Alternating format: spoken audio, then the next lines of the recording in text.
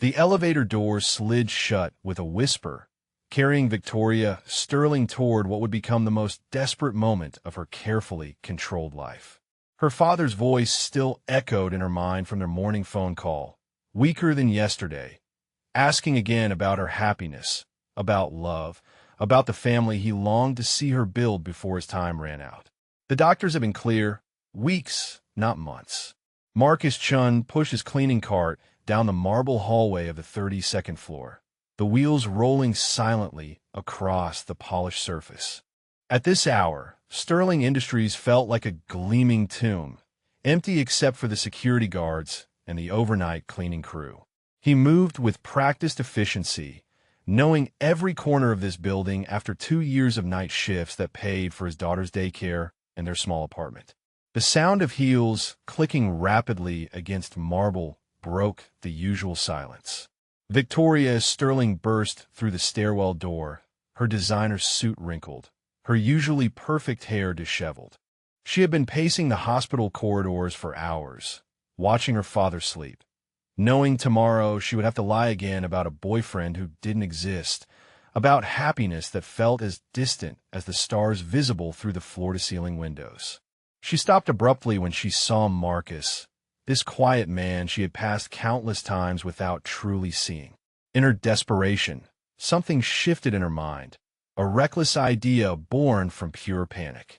The command center erupted in chaos as senior officers tried to process the impossible. "We need confirmation on Ghost status immediately. Pull all classified files from Operation Nightfall. Check every database twice."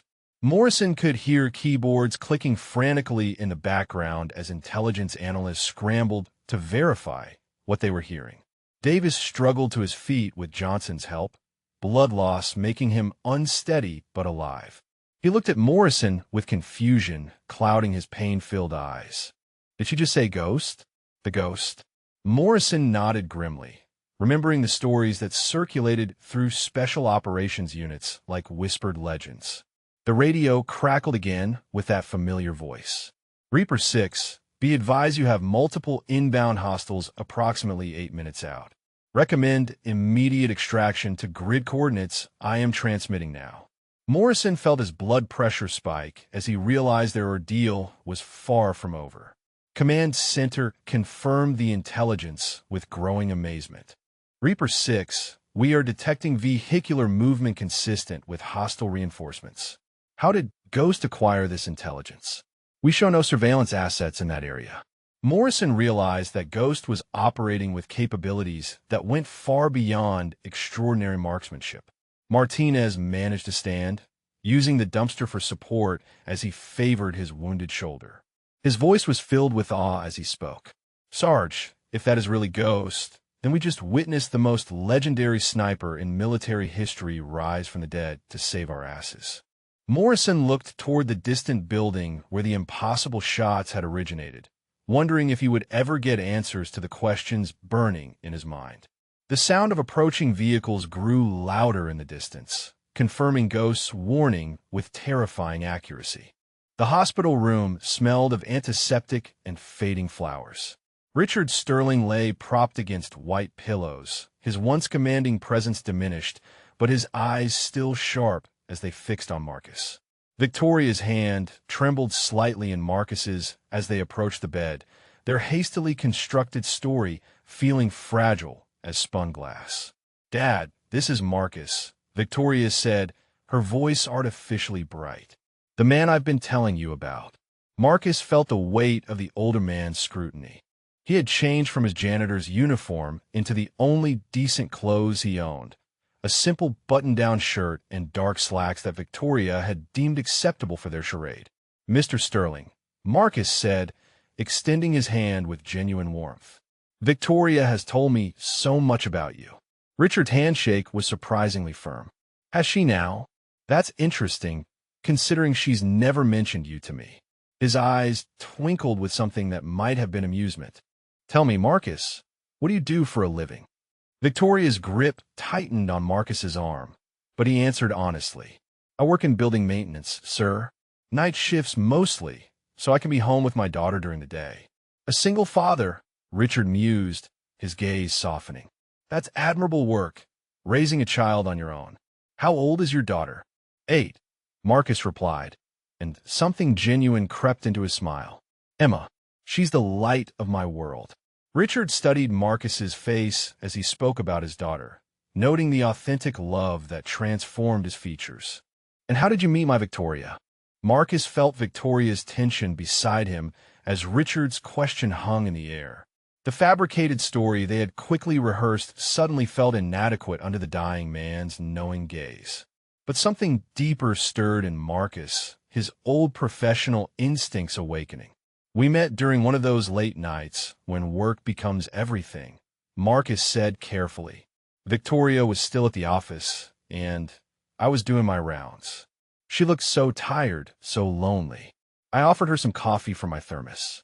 Richard's eyebrows raised slightly. Coffee from a janitor's thermos? That doesn't sound like my perfectionist daughter. Victoria opened her mouth to speak, but Marcus continued, his voice taking on a quality that surprised them both. Sometimes the most meaningful connections happen when we drop our defenses, when we're just two people sharing a quiet moment without pretense. And what did you talk about during this coffee break? Richard pressed, leaning forward with genuine interest. Marcus drew from memories of his counseling days, of couples he had helped reconnect. Loss, he said simply. How grief changes us. How we sometimes build walls so high that we forget what it feels like to let someone see us as we really are. The room fell silent. Victoria stared at Marcus, something shifting in her expression. Richard's eyes glistened, and when he spoke, his voice was softer. That sounded like something Victoria would need to hear. She's carried too much alone for too long. Marcus nodded, meeting the older man's gaze with unexpected honesty. We all do, sir. Sometimes it takes another person's perspective to help us find our way back to ourselves. Over the following days, Victoria found herself spending more time at the hospital than her executive schedule demanded. What had begun as a 10-minute deception had evolved into something she couldn't quite name. She arrived to find Marcus reading to her father, his calm voice bringing peace to Richard's increasingly difficult nights. You were a marriage counselor, Victoria said one evening as they sat in the hospital cafeteria. It wasn't a question. She had pieced together the clues from his intuitive responses, his natural ability to navigate emotional complexity. Marcus stirred his coffee slowly, weighing his words. For 7 years. Before Sarah died, before everything changed. Why did you stop? Hard to counsel people about saving their marriages when you couldn't save your wife from cancer, Marcus replied quietly. Lost my faith in my own advice, I suppose. Victoria leaned forward, genuinely curious for perhaps the first time in years. But you still have it, that ability to see what people need. My father trusts you more after 3 days than he's trusted anyone in months. Your father is lonely, Victoria. He's not just dying from his illness. He's dying from watching his daughter live behind walls, so high she's forgotten how to let anyone in. The words stung because they were true. Victoria had built Sterling Industries into an empire, but somewhere along the way, she had forgotten how to build anything meaningful in her personal life. Is that your professional opinion, Dr. Chun? She asked, attempting lightness, but hearing the tremor in her own voice. Marcus met her eyes with gentle honesty. That's my observation as someone who learned too late that success means nothing if you have no one to share it with. That night, Victoria found herself walking through the empty Sterling Industries building, her heels echoing in the marble corridors where she had first encountered Marcus. She discovered him in the break room on the 15th floor, sitting alone with a sandwich and a thermos of coffee, looking through homework papers covered in Emma's careful handwriting. Math problems? Victoria asked, settling into the chair across from him. Reading comprehension, Marcus replied, holding up a worksheet about family traditions. She wrote about how we visit her mother's grave every Sunday and tell her about our week. Victoria studied his face, noting the way grief and love intertwined in his expression. You still talk to her. Sarah was Emma's world for 6 years. Death doesn't erase that bond. Marcus set the paper aside and looked at Victoria directly. Love isn't a performance, Victoria. It's not something you do for 10 minutes to make someone happy. Real love is showing up every day, even when it's inconvenient, even when it hurts. I don't know how to do that, Victoria admitted, the words escaping before she could stop them. I've spent so long managing everything, controlling outcomes. Love feels terrifying because I can't control it. Marcus nodded with understanding. The best things in life require us to be vulnerable, to risk being hurt. Your father doesn't want to see you with someone because he thinks you need protection. He wants to know you've learned how to open your heart. Victoria felt tears she hadn't allowed herself to shed in years, threatening to surface. What if I'm too broken for that kind of love? Everyone feels broken sometimes, Marcus said gently. But broken doesn't mean worthless. Sometimes the cracks are where the light gets in. The shift happened gradually, like sunrise creeping across a darkened room. Victoria began arriving at the hospital earlier, staying later, finding excuses to spend time with Marcus and Emma. She discovered that Emma loved art, but their apartment had no space for an easel, so Victoria quietly arranged for supplies to be delivered. She learned that Marcus worried about affording Emma's school field trips, and anonymous donations began appearing in the school's scholarship fund.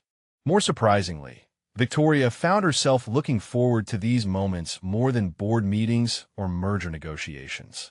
When Emma fell asleep against her shoulder during one of Richard's longer naps, Victoria felt something unfamiliar and precious settle in her chest. "You're different now," Richard observed during one of their quiet afternoons. His voice had grown weaker, but his perception remained sharp. "When you first brought Marcus here, you were performing happiness. Now you're actually experiencing it." Victoria looked up from the financial reports she had been pretending to read. "Dad, I've been watching you for days," Richard continued gently. "The way you light up when Emma runs to you. How you listen when Marcus speaks. You've stopped acting like you're in love, Victoria. You've started actually falling."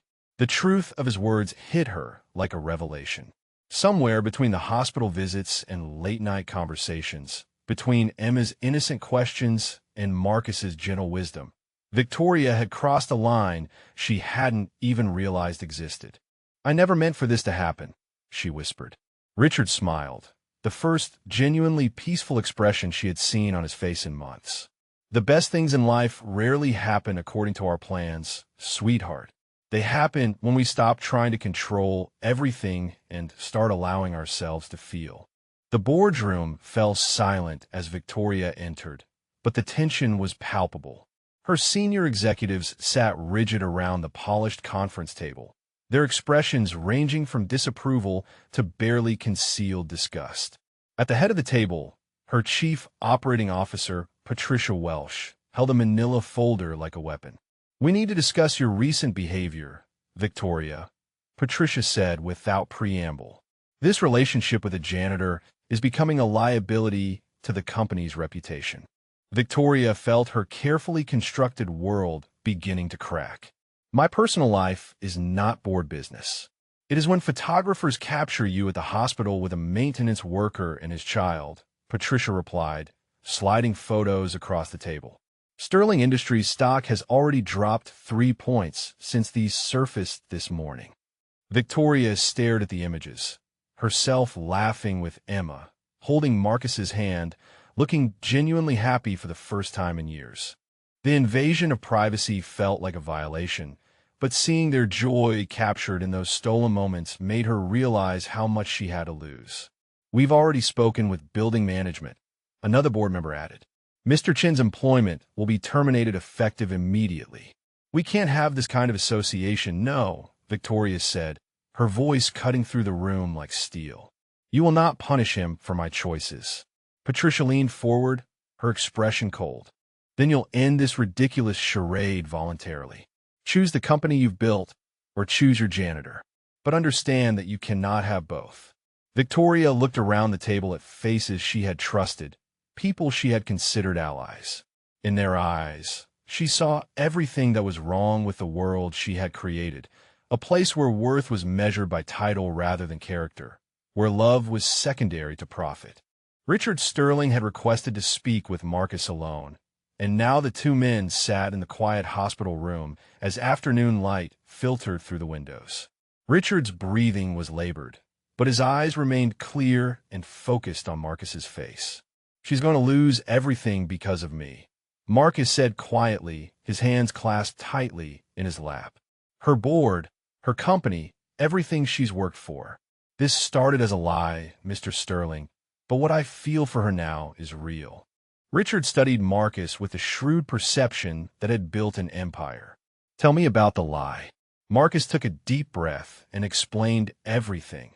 Victoria's desperate request, the 10-minute charade that had become something genuine, the way his feelings had evolved despite his better judgment. When he finished, he waited for anger, for disappointment, for the dismissal he surely deserved. Instead, Richard smiled. "You think I didn't know? Son, I've been watching people lie to me for 65 years. But I've also been watching you fall in love with my daughter and her with you. That part isn't a performance. But I've deceived you. You've protected her," Richard interrupted gently. "When she asked for help, you could have walked away. Instead, you gave her something she's needed her whole life. Someone who sees her worth beyond her accomplishments." Marcus felt tears burning his eyes. "She's going to sacrifice everything for me, and I can't let her do that. Emma and I will be fine. We always have been. But Victoria belongs in that world." Richard reached for Marcus's hand with surprising strength. "My daughter has spent 32 years trying to prove she belongs in a world that doesn't deserve her. Maybe it's time someone showed her there's a better world waiting." Richard Sterling passed away peacefully on a Tuesday morning, surrounded by the unconventional family he had come to cherish. Victoria held one hand while Marcus held the other, and Emma sat curled in the corner chair, quietly drawing a picture of angels she planned to leave with him. His final words were whispered to Victoria. "Choose love, sweetheart. Choose the life that fills your heart, not just your bank account." The funeral was a corporate affair, filled with business associates and industry leaders who spoke of Richard's professional legacy. But in the front row sat Marcus and Emma, representing something far more precious, the family Richard had always wanted his daughter to find. After the service, Victoria stood in her father's office, surrounded by a lifetime of achievements. Awards lined the walls, photographs captured handshakes with presidents and celebrities, but the space felt hollow without his presence. Patricia Welsh entered without knocking, carrying termination papers. "I'm sorry for your loss, Victoria, but business must continue. The board has voted. Either you end this relationship immediately, or we'll be forced to remove you as CEO." Victoria looked at the papers, then at the photograph on her father's desk, herself at age 5, laughing as he pushed her on a swing. In that moment, she could hear his voice clearly, not the businessman who had built an empire, but the father who had simply wanted her to be happy. "Patricia," Victoria said calmly, "I resign." The words hung in the air like a declaration of independence. For the first time in her adult life, Victoria Sterling had chosen her heart over her corporate throne, and the freedom felt overwhelming and terrifying and absolutely right. 6 months later, Victoria stood in the bright, airy offices of the Sterling Foundation, watching Marcus facilitate a grief counseling session for employees who had lost loved ones. The foundation, funded by her father's estate and her own personal fortune, had become everything Richard had dreamed of, a place where healing mattered more than profit margins. Emma burst through the door after school, her backpack bouncing as she ran to hug both Victoria and her father. The Foundation Child Care Center had become her second home, filled with art supplies and the laughter of other children whose parents worked in the healing professions. "Mrs. Victoria," Emma said, using the title she had insisted on despite Victoria's protests, "I drew you and Daddy at our wedding yesterday in art class." Victoria knelt down to examine the colorful drawing, stick figures in a garden, surrounded by flowers and sunshine. "It's beautiful, sweetheart." Marcus appeared beside them, his counseling session finished. "Ready to go home?" he asked, but home now meant the house they shared, the life they had built together from the ashes of corporate expectations and pretended love. That evening, as they tucked Emma into bed, Victoria reflected on the journey that had brought them here. She had lost a company, but gained a family. She had given up a title, but found her purpose.